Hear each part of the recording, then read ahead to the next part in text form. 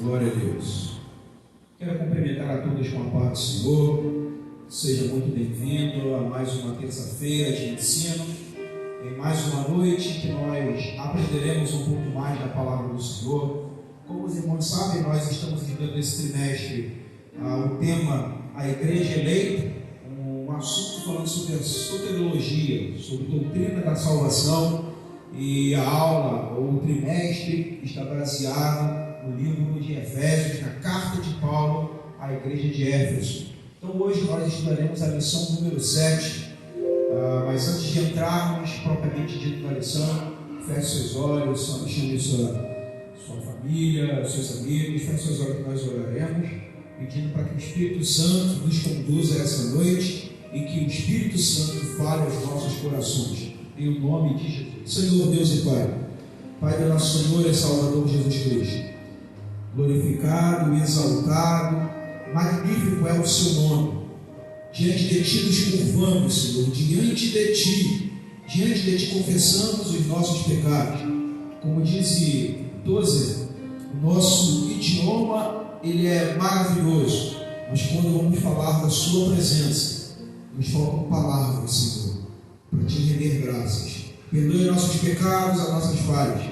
E como nós temos pedido, que Teu Espírito Santo fale melhor essa noite aos nossos corações, em nome de Jesus. Amém e amém. Louvado seja Deus. Você que não tem a sua revista, abra sua Bíblia aí na carta de Paulo aos Efésios, no capítulo 2. A nossa lição hoje está baseada no capítulo 2, do versículo 14 ao versículo 19, lição número 7. Cristo é a nossa reconciliação com Deus. Então agora nós entraremos nesse assunto, falando exclusivamente da pessoa de Jesus, mas algo específico que recebemos com a sua obra na cruz, a sua paz. Entre outras coisas, nós falaremos aqui sobre a paz que recebemos em Cristo Jesus, por meio de Cristo Jesus. A lição 1, carta aos Efésios. Lição 2, a sublimidade das bênçãos espirituais em Cristo. Lição 3, eleição e predestinação. Lição 4, a iluminação espiritual do crente. Lição 5, libertos do pecado para uma nova vida em Cristo. Lição 6, a condição dos gentios sem Deus. E a lição 7, Cristo é a nossa reconciliação com Deus. Se os irmãos que estão acompanhando, e você que ainda não acompanhou, quiser entrar aí no nosso canal, até mesmo no YouTube, para acompanhar as outras aulas, vocês vão reparar que em todas as elas, Jesus é o centro. De todas as aulas, Cristo é o centro. Tudo gira em torno da pessoa de Jesus. Semana passada nós falamos sobre a condição do gentio, a condição daquele que estava afastado da promessa de Deus feita a Israel. Nós falamos da nossa condição sem Deus. Ali nós estudamos basicamente o versículo 12, quando fala assim: naquele tempo estava sem Cristo, separados da comunidade de Israel, estranho às alianças da promessa, não tendo esperança e sem Deus no mundo. Mas agora Paulo, ele entra num outro assunto. Ele diz, mas agora. Isso dá uma conotação de uma mudança radical, de um outro sentido. Mas Paulo diz também em Cristo.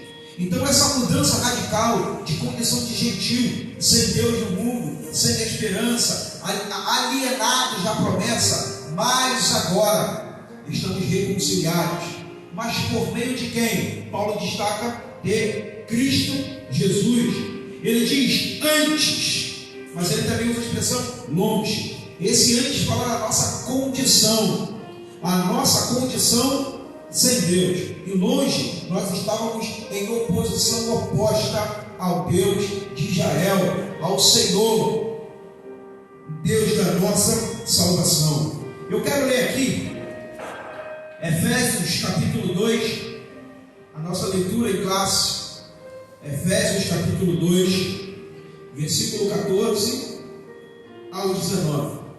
Porque Ele é a nossa paz, o qual de ambos os povos fez um, e derribando a parede de separação que estava no meio, na sua carne desfez a inimizade, isto é, a lei dos mandamentos, que consistia em ordenâncias, para criar em si mesmo dos dois um novo homem, fazendo a paz, e pela cruz reconciliar ambos com Deus em um corpo, matando com ela as inimizades, e vindo ele evangelizou a paz a vós que estavam longe e aos que estavam perto, porque por ele ambos temos acesso ao Pai em um mesmo Espírito, assim que já não sois estrangeiros nem forasteiros, mas cidadãos dos santos e da família de Deus.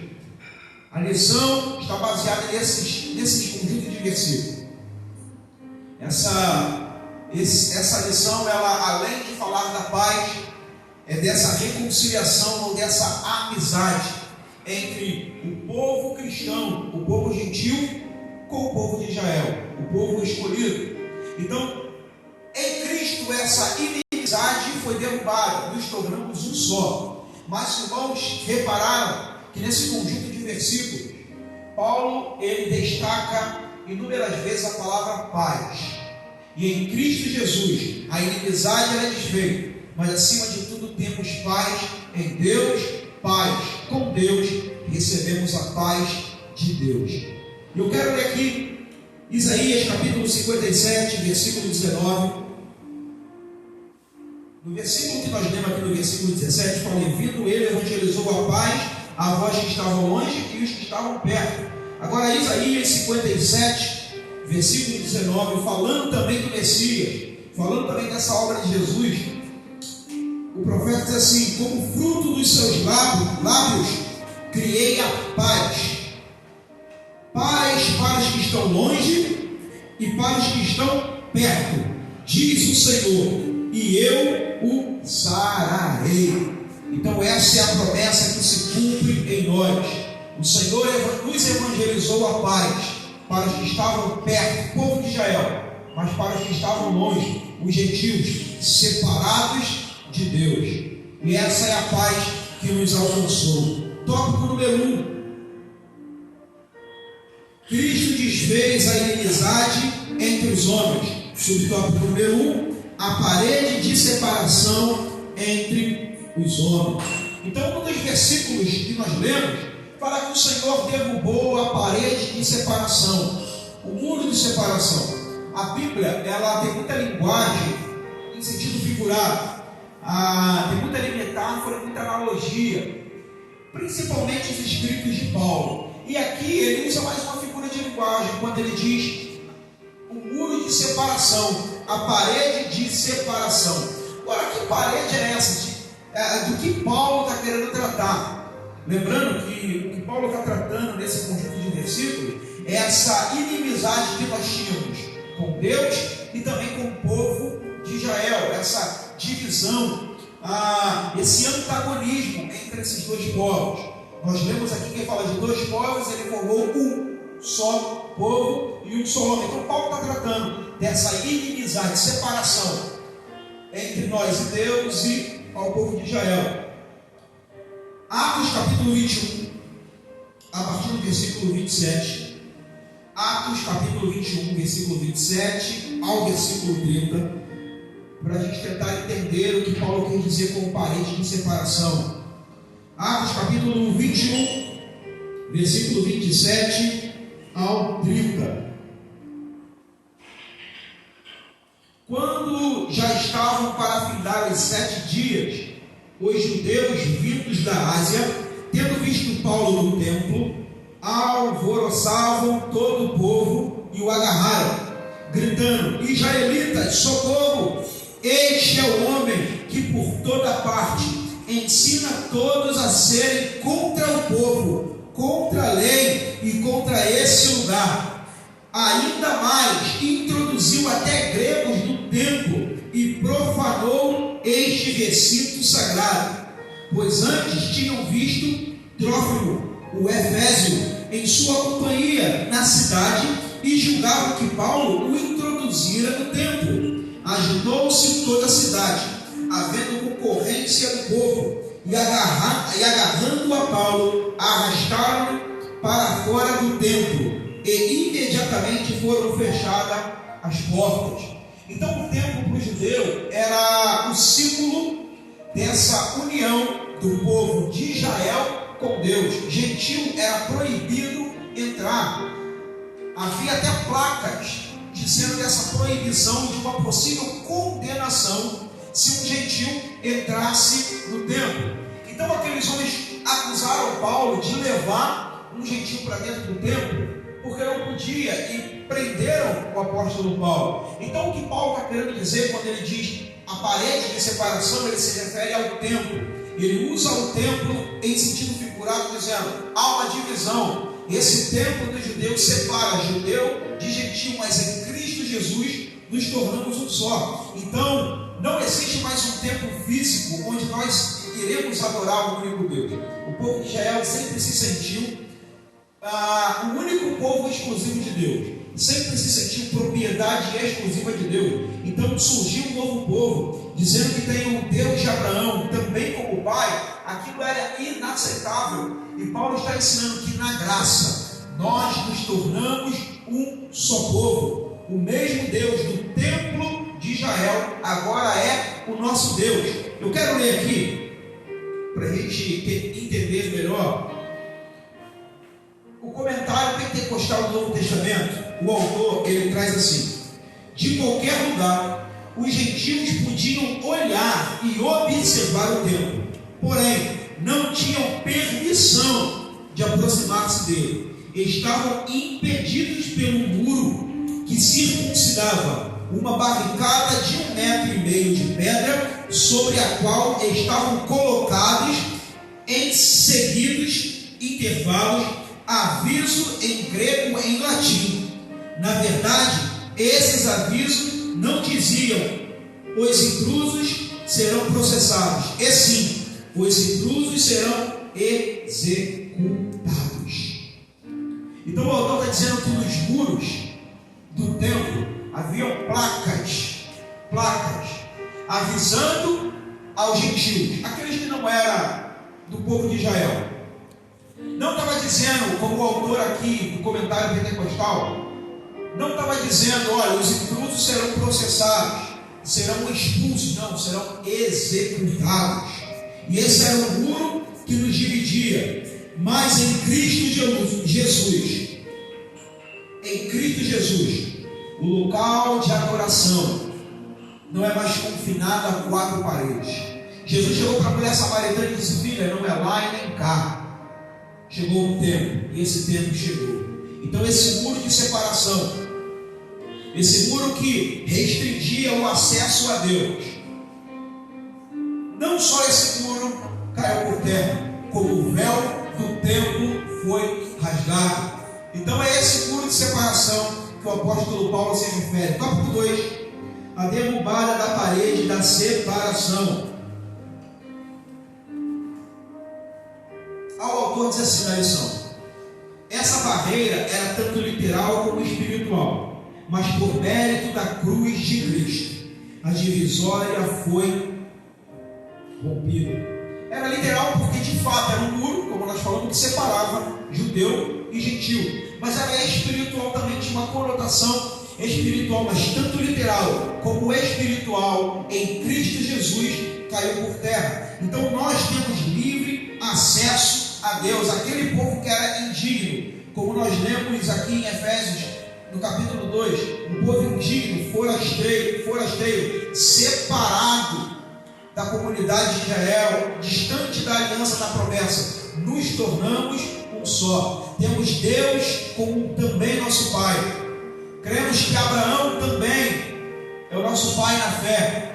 E em Cristo Jesus, esses que estavam distantes da aliança, esses que estavam afastados, estão próximos. A Bíblia vai dizer que o nosso pecado causa uma divisão entre nós e o nosso Deus. mas em Cristo Jesus nossos pecados são perdoados. Então essa divisão espiritual também caiu por terra. Hebreus capítulo 10. Hebreus capítulo 10, versículo 17, 18, 19 e o versículo 20.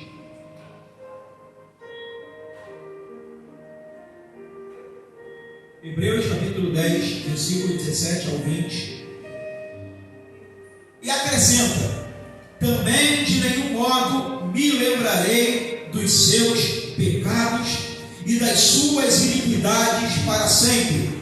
Ora, onde há remissão destes, já não há oferta pelo pecado. Tendo, pois, irmãos, intrepidez para entrar no Santo dos Santos pelo sangue de Jesus, pelo novo e vivo caminho que Ele nos consagrou pelo véu, isto é, pela sua carne.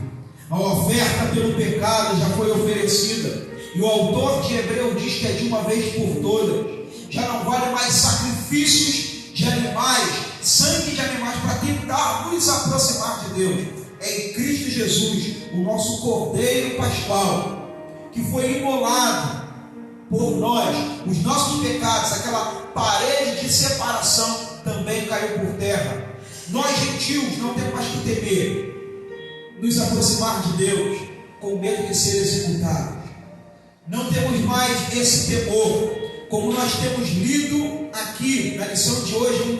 Vamos falar: em Cristo Jesus temos paz com Deus. Então não precisamos mais temer a sua presença, não precisamos mais temer nos achegar a Deus como gentios. Temos paz e fomos reconciliados em Cristo Jesus.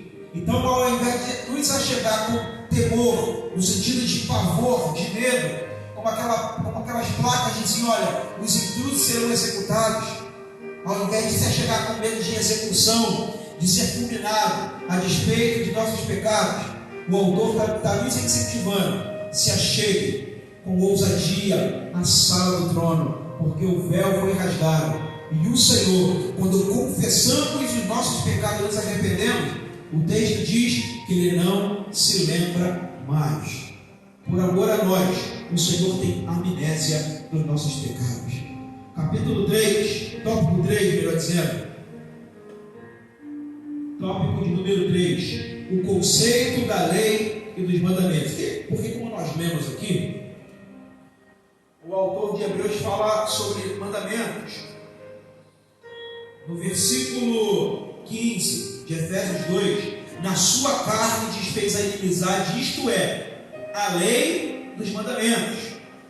Então ele está dizendo que essa inimizade consistia nessas leis e mandamentos. Aí eu quero ler aqui o tópico para a gente entender um pouco melhor. O autor diz assim: a compreensão desse conceito repousa na visão tripartida da lei mosaica: moral, cerimonial e a civil, que na verdade são três esferas da mesma lei. Então a lei para o povo de Israel, ela consistia a mesma lei, era o mesmo estatuto, mas consistia em três facetas: a lei civil, a lei moral e cerimonial. A lei civil era de aspectos como um cidadão judeu, era para aquele cidadão judeu comportar no seu dia a dia, na sua prática. Então era a lei civil, destinada para o povo cidadão judeu. A lei moral, ela, exceto aquele rito de guardar o sábado, a lei moral, ela permanece em vigor. Mas sendo que para nós, cristãos, essa lei moral, ela é governada pelo Novo Testamento. Então a lei moral nos ajuda a não cometer excessos, tanto para o legalismo quanto para a libertinagem. Então a lei moral ainda está em vigor, mas nós não somos judeus. Como repito, ela está em vigor para nós a partir do Novo Testamento, sendo guiada por princípios do Novo Testamento. Então nós vamos ver Jesus, por exemplo, se utilizando de lei moral do Antigo Testamento, mas dando uma outra conotação. Quando ele diz, por exemplo, olha, a lei diz, o mandamento diz, amar a Deus sobre todas as coisas e ao próximo como a ti mesmo. É lei moral, mas ele fala assim, um outro mandamento vos dou, amai o próximo como eu vos amei. Então é a mesma lei moral, mas a partir do Novo Testamento, ela tem uma outra conotação. Paulo vai dizer que essas coisas, elas foram sombras, elas simplesmente foram sombras para sinalizar um algo mais palpável, mais concreto. Então essa lei moral do Antigo Testamento, ela ainda está em vigor, mas para nós ela é governada por princípios do Novo Testamento, direcionada à igreja do Senhor. Mas tem a lei cerimonial. Então a lei cerimonial era a questão dos sacrifícios, das festas, guardar o sábado, por exemplo. Por isso que nós, por mais que o sábado está ali no decálogo, está ali nos 10 mandamentos, o sábado também era tido como lei cerimonial. Então por isso que nós, igreja do Senhor, nós não guardamos o sábado. Como nós falamos semana passada, em Atos capítulo 15, foi ali o primeiro concílio da igreja. Esse concílio consistiu em separar judeu e cristão. Que quando Paulo começa a evangelizar e começa a fundar as igrejas, ele teve muito problema com o legalismo dos judeus, que falava assim para os cristãos: você pode até acreditar nesse Jesus como Messias, mas para ser salvo não basta só crer nele, você tem que guardar as leis de Moisés. Então isso consistia em guardar sábado, em sacrifícios, nas festas que eles 3 vezes ao ano tinham que cumprir. Então eles escreveram nesse concílio uma carta dizendo: olha, entrega aos irmãos cristãos, dizendo que eles não precisam cumprir essas leis cerimoniais.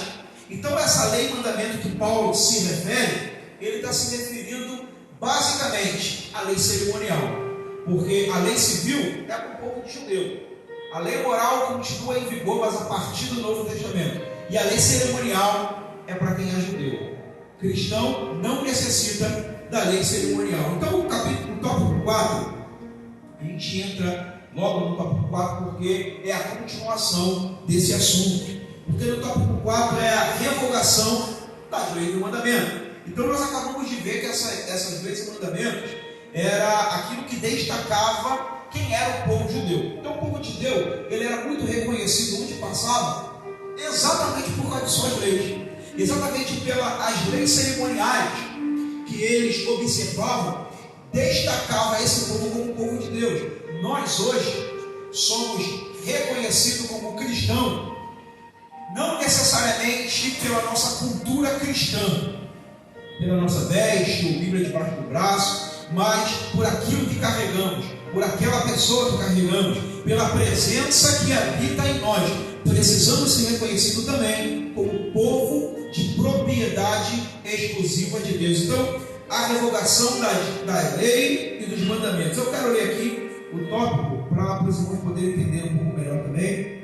A eliminação das barreiras que dividiam os judeus e gentios se deu pela revogação da lei e dos mandamentos, que consistia em ordenanças. Essa revelação não contradiz o que Jesus disse: não vim para revogar, mas cumprir a lei, visto que ao entregar seu corpo para ser crucificado, Cristo cumpriu a lei, oferecendo-se como sacrifício em favor de ambos os povos. Desse modo, a revogação aqui aludida é a lei cerimonial, que resultava em separação entre judeus e gentios. O ato de Cristo, oferecido a Deus em cheiro suave, aboliu a necessidade dessas ordenanças ritualísticas, e assim a inimizade foi desfeita. Então, como nós acabamos de ler, essa revogação não contradiz o que Jesus falou: olha, eu vim cumprir a lei.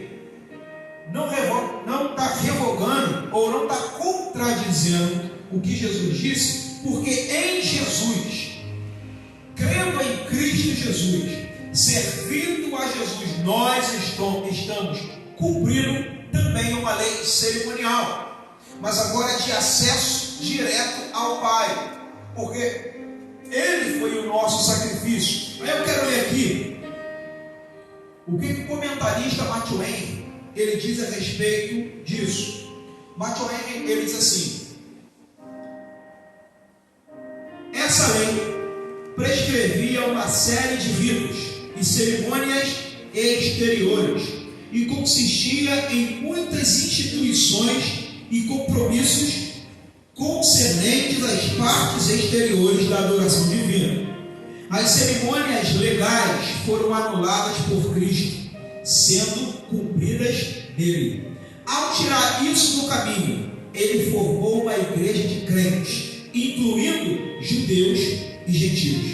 Ele formou desses dois partidos uma nova sociedade, ou um novo corpo do povo de Deus, unindo-os consigo mesmo como cabeça comum. Glória a Deus. Essas leis cerimoniais, elas se intensificaram muito após exílio, ou seja, pós-Babilônia. Após a Babilônia, os judeus ficaram muito mais exclusivistas, eles ficaram muito mais legalistas, porque o que levou o povo para a prisão na Babilônia foi exatamente descumprir as leis, foi exatamente adorar outros deuses. Então eles retornaram da Babilônia curados da idolatria, porém muito mais legalistas. Então aqueles que não cumpriam suas leis, a lei mosaica, eles condenavam, eles arrumaram muita arruaça contra Paulo por causa disso. Mas como diz o comentarista Matthew Henry, em Jesus cumpriu, então nele nós cumprimos as leis cerimoniais, mas agora a nossa adoração é de uma outra forma, nos achegamos de uma outra forma, o altar agora é outro, a sua presença não é mais uma arca, ela se move em nós, através de nós e por nós. Aí, o comentário pentecostal, ele diz assim também: Cristo aboliu a lei, que trazia um código escrito de regulamentos sobre sacrifícios de animais, questões alimentares, regras sobre a limpeza, impureza e etc., que criavam uma série de barreiras entre judeus e gentios, e que resultavam em um particularismo judeu e uma exclusão de gentios. Então esse formalismo extremado, ele resultava em muita hostilidade. Mas a passagem que nós lemos enfatiza que em Cristo Jesus a inimizade foi desfeita e a necessidade de se achegar a Ele com sacrifício de animal não é mais necessário.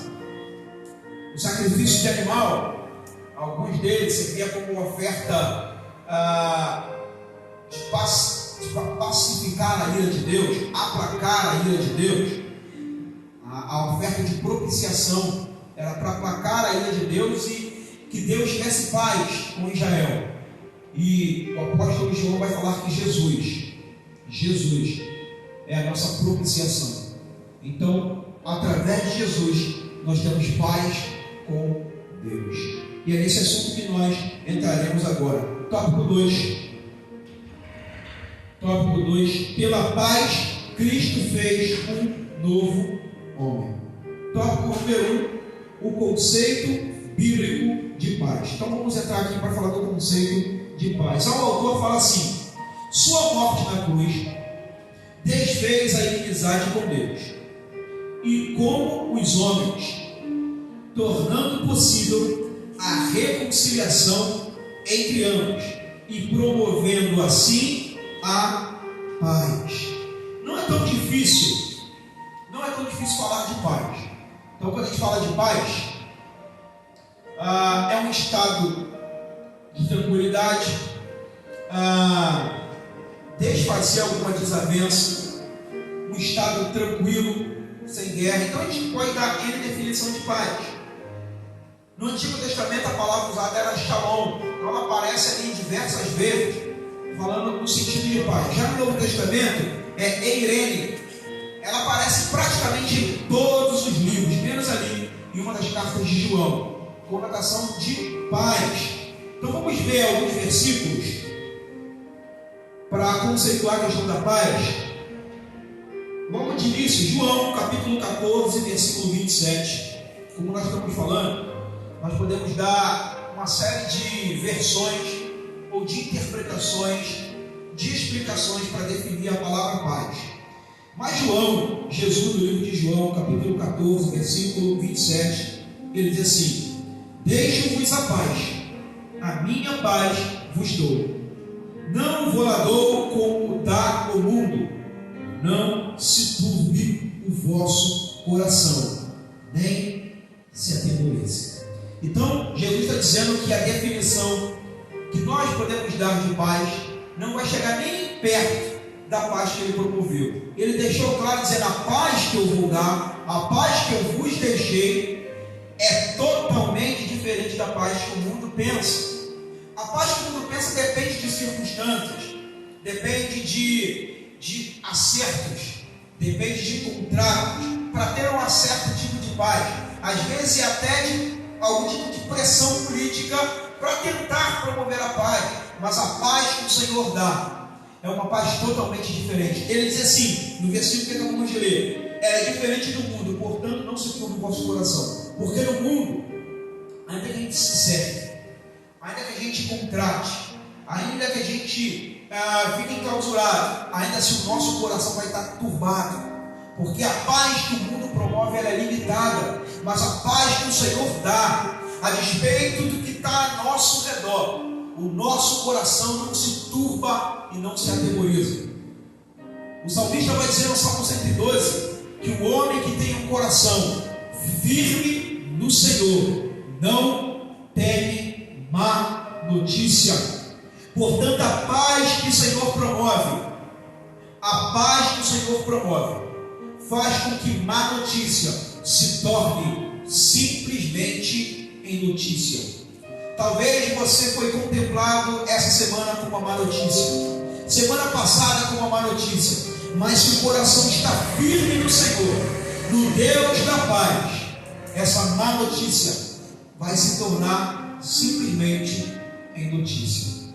O salmista vai dizer no Salmo 27: ainda que se acampe ao meu redor o exército, e contra mim se estoure a guerra, não se atemorizará o meu coração, não temerei. Davi está dizendo que a paz que há no coração dele não depende que o exército inimigo esteja distante. Ele está dizendo: ainda que ele me cerque, ainda que se estoure contra a minha guerra, o meu coração estará em paz. O mesmo salmista diz no Salmo 3, é lindo porque ele inicia o salmo dizendo assim: Senhor, tem se multiplicado o número dos meus adversários.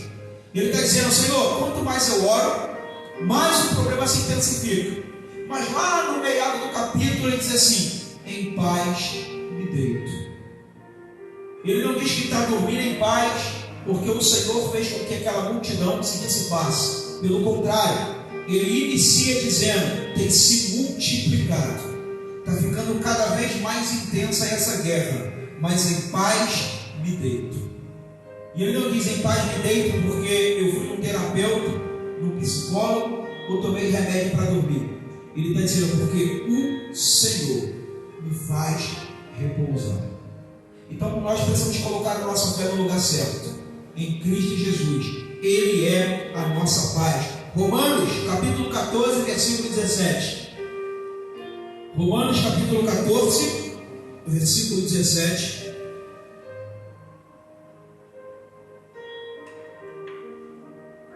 Porque o reino de Deus não é comida nem bebida, mas justiça e paz e alegria no Espírito Santo. O reino de Deus também é paz.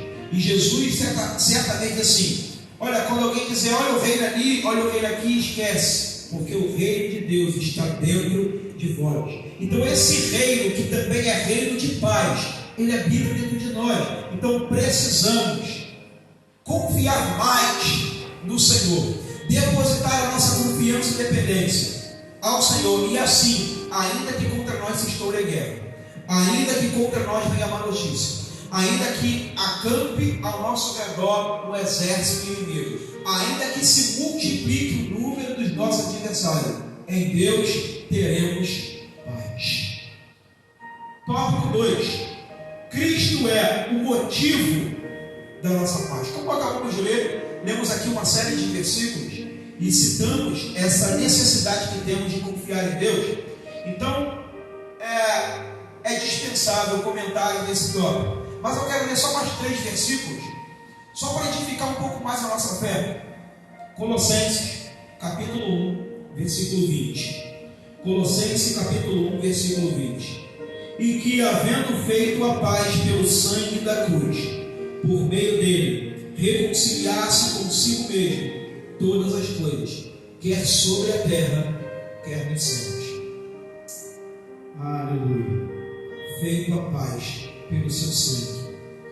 Aquela morte dolorosa, todo aquele chicote, nós vamos falar um pouco mais à frente, todo aquele escárnio, todo aquele sofrimento, a Bíblia diz que ele fez tudo isso e que, havendo feito a paz pelo sangue. Colossenses, capítulo 3, versículo 15. Colossenses, capítulo 3, versículo 15. Seja a paz de Cristo o árbitro em vosso coração, a qual também fostes chamados em um só corpo, e sede agradecidos. Glória a Deus. É lindo, porque ele inicia falando: seja a paz de Deus o árbitro no seu coração. Então, um dos sinais de que nós estamos fazendo a vontade de Deus, ou que aquela decisão que vamos tomar está na direção de Deus, é a paz que temos no nosso coração. Então seja essa paz de Deus árbitro no seu coração, que a sua decisão seja guiada pela paz do Senhor. Aí ele termina o texto falando: seja agradecido. Então, irmão, eu não sei como foi a sua semana, como tem sido esse início de semana, talvez conturbado, mas em Cristo Jesus, pelo sangue do Senhor, temos paz. Então, seja agradecido. Sede agradecido. Eu quero finalizar esse tópico lendo Mateus, capítulo 11, versículo 28 e versículo 29. Mateus capítulo 11 é um texto conhecidíssimo, é um texto áureo para aquele que é missionário, para aquele que gosta de evangelizar. Mateus capítulo 11, versículo 28 e 29. Vinde a mim, todos os que estáis cansados e sobrecarregados, e eu vos aliviarei. Tomai sobre vós o meu jugo e aprendei de mim, porque sou manso e humilde de coração, e acharei descanso para a vossa alma.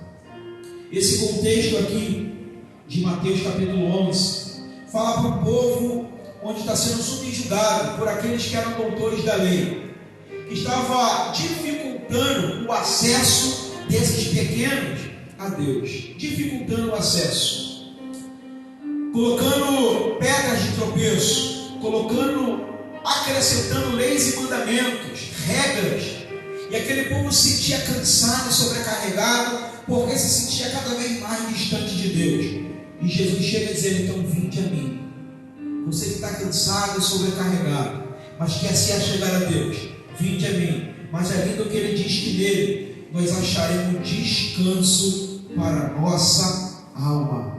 Eu não quero aqui desmerecer o trabalho de um profissional, como psicólogo, psicanalista, psiquiatra. Não estou aqui para desmerecer, mas eu creio na Bíblia. Eu creio acima de tudo nessa palavra. Ou ela é verdadeira, irmão, ou ela é verdadeira, ou a gente fecha ela e vamos dando o nosso jeito para ter descanso para a nossa alma. O Senhor deixou claro: quer ter descanso para a sua alma, quer dormir em paz, como o salmista Davi, no meio de multidões de problemas, vinde a mim, deposite a sua confiança e dependência no Senhor, e achareis descanso para a vossa alma, porque Ele é a nossa paz. No Senhor podemos dormir em paz. Tópico número 3: a nova humanidade formada pela paz. Então aqui, o autor está tratando da questão da paz, mas aqui ele fala essa inimizade que tinha entre esses dois povos, judeus e gentios, essa hostilidade que tinha, essa rivalidade. Mas no Senhor, esses dois povos que outrora eram antagônicos, agora podem viver e falar a mesma língua. Sendo que é lindo que Paulo ele destaca que é em Cristo, só em Cristo Jesus, só em Jesus, que esse antagonismo dá lugar para a paz. Então isso é um banho de água fria ao ecumenismo da nossa época, onde quer juntar as três grandes religiões do mundo. Quer pegar lá o islamismo, o cristianismo e o judaísmo, para que possam esses três grupos antagônicos andar, falar uma mesma língua. Se não tem Jesus no centro, é impossível. Como nós falamos semana passada, a singularidade do cristianismo está na figura que habita no centro, que é Jesus. Jesus é o centro do cristianismo. Nenhuma religião está disposta a abrir mão da sua doutrina básica. E a doutrina básica do cristianismo, aquele que está no centro, é a pessoa de Jesus Cristo. Jesus não é o centro do islamismo, Jesus não é o centro do judaísmo, Jesus não é o centro do budismo, Jesus é o centro do cristianismo. E essa figura histórica, chamada Jesus de Nazaré, é o que dita a regra. Então, isso é um banho de água fria ao ecumenismo, que tenta fazer andar em paz três grandes religiões, mas sem Jesus no centro. Imagine comigo. Imagine se aqui nós estamos em roda, círculo de pessoas, Jesus está no meio, e essas pessoas, cada uma dessas pessoas representando as religiões do mundo, ou os povos, as tribos, esquece a religião, mas representando toda a raça humana, Jesus no meio, e em volta dele, todas as tribos. Conforme nós vamos nos aproximando, conforme cada um vai se aproximando dele, automaticamente vamos nos aproximando um dos outros. A única maneira de andarmos juntos e vivermos em paz é todos se aproximando da figura que está no centro, que é Jesus Cristo, Rei dos Reis e Senhor dos Senhores. É por isso, por essa razão, que Ele é o único que pode ter a prerrogativa de dizer que é o caminho, a verdade, e Ele é a vida. Porque o seu discurso, aquilo que Ele falava, não tinha uma dissonância daquilo que ele vivia. Maomé disse uma coisa, mas viveu outra. Buda viveu uma coisa e ensinou outra. Todos os outros, Jesus, ele é a essência da verdade. Por essa razão que ele é o único que tem a prerrogativa de dizer que é o caminho, a verdade, e ele é a vida. A igreja primitiva, a única maneira que a igreja primitiva deu certo foi que todos eles tinham Jesus no centro. A igreja primitiva era composta de escravos, de donos de fazenda, de judeus, gregos, europeus. A igreja primitiva nasceu assim, dessa mistura de toda tribo, língua, raça, nação. Mas a Bíblia fala que eles tinham tudo em comum. E por que tinham tudo em comum? Por causa da figura que estava no centro, Jesus Cristo. Então a única maneira de vivermos em paz uns com os outros é quando todos se aproximarem juntos de Jesus, e automaticamente nos aproximamos uns dos outros. Tópico número 3, vamos aí nos aproximando do final. Tópico número 3, pela cruz, reconciliados com Deus em um corpo. Subtópico número 1, Cristo fez-se maldição por nós. A morte de cruz ela era humilhante para qualquer um. Lá em Deuteronômio vai dizer que maldito é aquele que for pendurado no madeiro. Então a morte de cruz não era uma exclusividade dos romanos. Talvez os romanos aperfeiçoaram, deram uma peculiaridade à morte de cruz, mas desde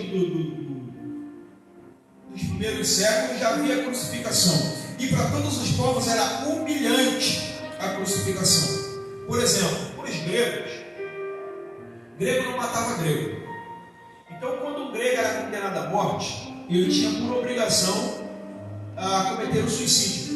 Então ele mesmo tinha que tirar sua própria vida. Então quando um grego era condenado à morte, o outro grego não o matava. Então esse grego tinha que... Nós temos exemplos de Platão, por exemplo. Platão não. Aristóteles, Sócrates, que precisou tomar um veneno, porque foi condenado à morte e teve que tomar um veneno ali para se matar. Então o suicídio era a morte mais humilhante para um grego. Morte mais humilhante, porque desonrava até mesmo a sua família. Porém, um filósofo grego lá dos primeiros séculos, ele deixou registrado que era melhor o suicídio do que o grego morrer crucificado. Então a crucificação ela se tornou mais humilhante do que o próprio suicídio. Então para todas as culturas, a morte de cruz era a morte de maior humilhação. E a Bíblia diz, eu quero ler aqui só para você entender o ponto que nós queremos chegar. Filipenses capítulo 2, versículo 8. Então, quero destacar que a morte de cruz era a morte mais humilhante para todos os povos, todos. Filipenses capítulo 2, versículo 8, diz assim: a si mesmo se humilhou, tornando-se obediente até a morte, e morte de cruz. Obediente até a morte. E Paulo destaca, olha, foi morte de cruz. A maior humilhação que alguém poderia passar. Todos aqueles que foram humilhados na cruz tiveram atos que o levaram para a cruz. Jesus foi o único, inocente, e ele mesmo se entregou para ser morto de uma forma de humilhação por mim e por você. Quando Jacó ele tem um encontro com Deus ali através de um anjo, a Bíblia fala que ele lutou com o próprio Deus, e o próprio Deus falou: você lutou com Deus e prevaleceu. O próprio Deus que ao usar Sansão, fez Sansão matar milhares de pessoas. O Deus que através de um anjo fulminou não sei quantos mil homens. Um Deus que com um sopro destrói tudo. Esse Deus lutou com Jacó e Jacó prevaleceu. Aí Jacó falou assim: estive face a face com Deus, a minha vida foi salva. Aquilo ali aponta para a crucificação, porque era Deus se humilhando de frente para Jacó. Era o próprio Deus se tornando fraco só para Jacó ser salvo. Era o próprio Deus se desfazendo de todo o seu senhorio, de toda a sua onipotência, só para Jacó alcançar salvação. E na cruz, essa passagem ela se cumpre, porque mais uma vez Deus se fez fraco, mais uma vez Deus se humilhou, mais uma vez Deus despojou da sua onipresença, para que eu e você também alcancemos salvação, estando face a face com Deus. Então essa noite nós podemos dizer: Peliel, eu estive face a face com Deus e a minha vida foi salva. Para Jacó, Deus se fez fraco para que ele alcançasse a salvação. E na cruz, o Senhor se tornou humilhação, fraco, para que eu e você alcançasse reconciliação com Deus. Quando Abraão leva Isaac para o monte Moriá para sacrificar, Deus fala assim para Abraão: Abraão, agora eu sei que tu me amas, porque você não me negou o seu único filho. Num outro monte, mais 2000 anos depois, num outro monte, chamado Calvário, agora é um outro pai que entrega um filho. E assim como Deus falou para Abraão: agora eu sei que tu me amas, porque não me negaste o teu único filho, nós podemos dizer também para esse pai: agora eu sei que tu me amas, porque não me negaste o teu único filho. Como nós acabamos de ler, que sejamos gratos, porque Ele se fez humilhação por nós, se fez fraco, para que hoje nós pudéssemos ser fortes, alcançar salvação. E como nós temos aprendido desde a primeira aula, é por graça. Todo legalismo caiu por terra. Não há nada que eu possa fazer para fazer com que Ele me ame mais ou me ame menos. Agora eu sei que Tu me amas, Senhor, porque não me negaste o Teu único Filho. Se a gente entendesse isso, a despeito de toda a escassez, de toda a falta que temos, seja financeira, seja material, nós só andaríamos em gratidão, porque Deus, como fez fraco para Jacó alcançar a salvação, na cruz o Senhor se fez humilhação e fraco, para que possamos ser fortes. E por último, reconciliados pela cruz de Cristo. Aí o autor diz assim: a mensagem da cruz apregou a paz entre Deus e os homens, isto é, o ministério da reconciliação. Efésios capítulo 2, versículo 16. E reconciliasse a ambos em um só corpo com Deus, por intermédio da cruz, destruindo por ela a inimizade. Então foi o sacrifício vicário do Senhor. A cruz é o nosso símbolo. A cruz deixou de ser um símbolo de humilhação. A cruz agora é um símbolo de redenção. A cruz, desde que o mundo é mundo, ela foi um símbolo de humilhação. Mas em Jesus, ela se tornou símbolo de amor, de perdão, de reconciliação. É por essa razão que o mundo ele é dividido hoje antes e depois de Cristo, em AC e DC. Mas nós podemos dizer que é antes e depois da cruz.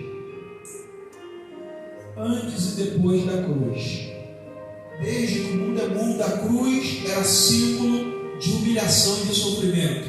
Mas em Jesus, a cruz é símbolo de perdão, reconciliação, resgate.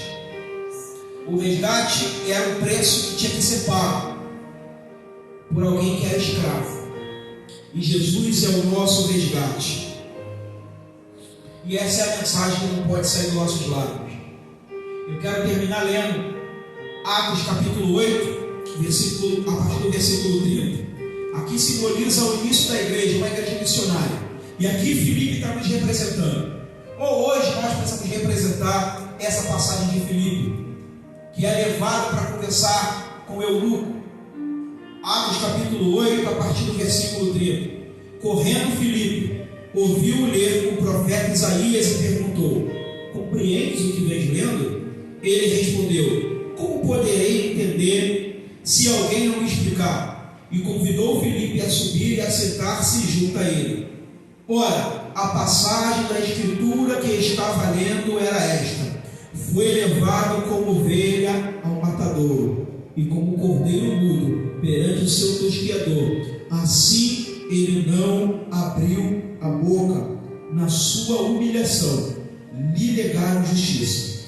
Quem lhe poderá descrever a geração? Porque da terra a sua vida é tirada. Então o eunuco disse a Filipe: peço-te que me explique a quem se refere o profeta. Fala de si mesmo ou de outro? Então Filipe explicou, e começando por essa passagem da escritura, anunciou-lhe a Jesus. Aleluia. Como nós temos dito, tem dois personagens que não podem fugir das nossas pregações: Adão e Jesus.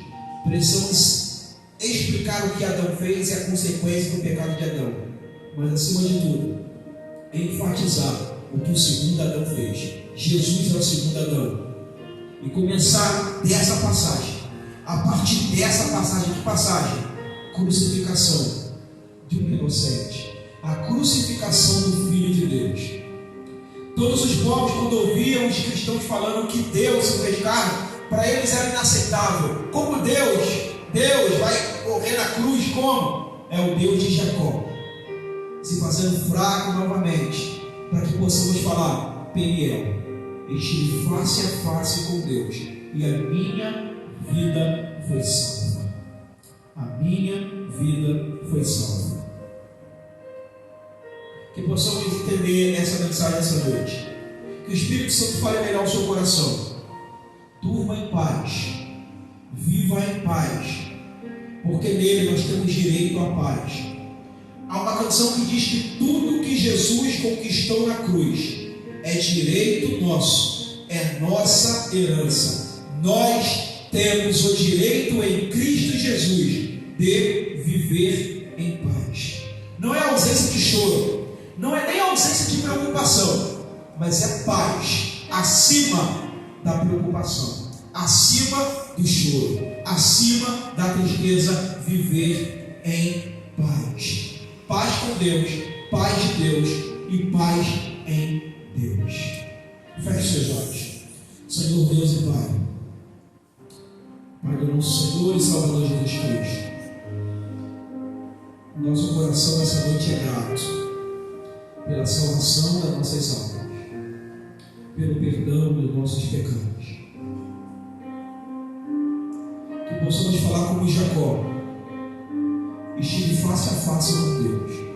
Quando alguém foi questionar a Jacó por que ele estava andando daquele jeito, porque ele estava andando de uma maneira diferente, a resposta de Jacó não foi me machucaram. A resposta de Jacó foi: estive face a face com Deus e a minha vida foi salva. Então, quando nos perguntarem por que o nosso linguajar é diferente, por que o nosso andar é diferente, porque a forma que enxergamos a vida é diferente, que possamos falar: é porque eu estive face a face com Deus e a minha vida foi salva. Como o Senhor falou para Abraão no Monte Moriá: agora eu sei que tu me amas, porque não me negaste o teu único filho. A sua igreja essa noite, Senhor, te diz o mesmo. Agora nesse monte do Calvário, agora eu sei que tu me amas, porque não me negaste o teu único filho. Nós não precisamos de nenhuma outra bênção como prova de que o Senhor nos ama. Agora eu sei que tu nos amas, porque não nos negaste o teu único filho. Obrigado, Jesus. Obrigado, Espírito Santo. Obrigado. Em nome de Jesus. Amém.